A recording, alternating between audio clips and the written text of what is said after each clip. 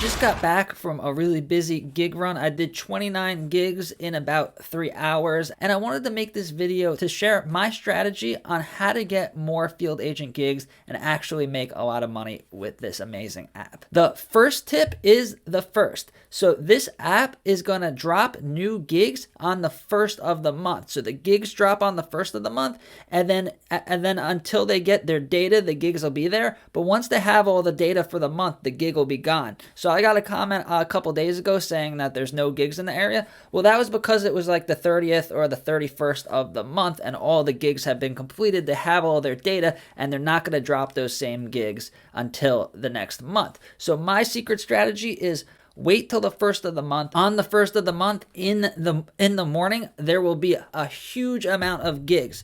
So all of these gigs were right in like an 8-mile radius, so I didn't use that much gas.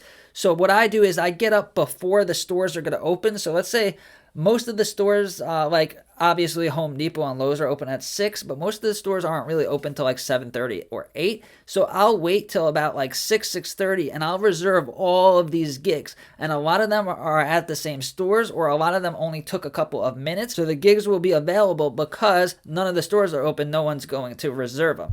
The next tip is don't be afraid to reserve gigs, even if you don't even think you're going to do them. So in this app, if your gigs that you reserve expire, what happens to you is basically nothing. There's this agent score and job accuracy, but it doesn't really mean anything. So if you reserve gigs and then they expire, like I had a bunch expire today, nothing happens to you. So if you don't reserve them and someone else does, then that's money out of your pocket. So reserve ones that you think you might do.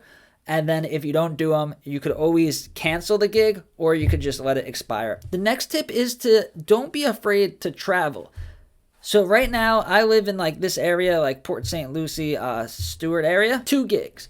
But now if I go to a much more populated place about an hour, about 30 to 40 minutes away, there we go. Gig Central. There's this one Costco that has 6 gigs. There's these gigs over here. So it would be worth it for me to take the 40-minute drive, hitting some gigs on the way like this one, and then work here all day and then go back. And a pro tip is to use delivery apps. So if I'm driving 30 minutes north, I could log on to Uber Eats, log on to DoorDash, and catch a delivery or a couple of deliveries going in the same direction.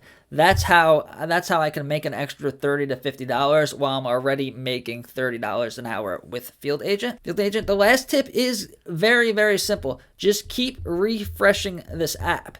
So we just saw that there was only 2 gigs here. Refresh it. One got taken, but more drop. These drop every day. Moby and Observa, those gigs will sit on the app for a while and no one will do them, and then they only release new ones every once in a while.